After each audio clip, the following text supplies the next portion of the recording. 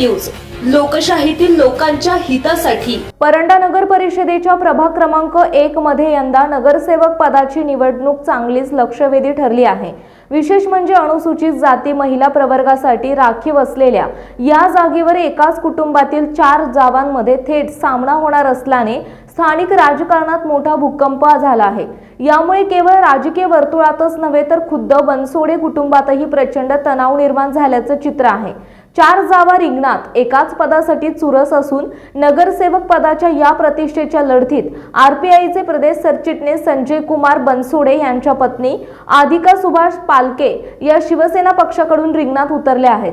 आदिका पालके यांच्या विरोधात त्यांचे जाऊ राष्ट्रवादी काँग्रेस पक्षाच्या मागासवर्गीय सेलचे माजी जिल्हाध्यक्ष राहुल बनसोडे यांच्या पत्नी बनसोडे रत्नमाला राहुल या जनशक्ती नगरविकास आघाडीच्या उमेदवार आहेत। या 2 प्रमुख पक्षांच्या उमेदवारांव्यतिरिक्त याच कुटुंबातील अन्य 2 जावांनी अपक्ष उमेदवारी अर्ज दाखल केला आहे। राहुल बनसोडे यांचे मोठे बंधू सामाजिक कार्यकर्ते लक्ष्मीकांत बनसोडे यांच्या पत्नी बनसोडे मीनाक्षी लक्ष्मीकांत अपक्ष उमेदवार म्हणून रिंगणात आहेत, तर वंचित बहुजन आघाडीचे नेते तानाजी बनसोडे यांच्या पत्नी बनसोडे सुवर्णा तानाजी ह्या सुद्धा अपक्ष म्हणून उमेदवार उतरल्या आहेत।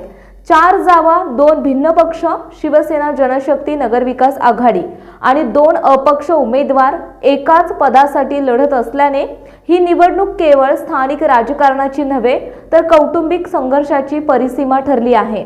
एकाच कुटुंबातील महिलांमध्ये थेट लढत होत असल्याने या निवडणुकीमुळे परंड्याचे राजकीय वातावरण अक्षरशः तापले आहे।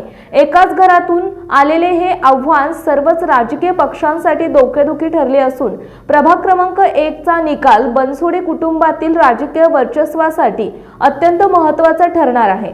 संपादक आशुतोष बनसोडे।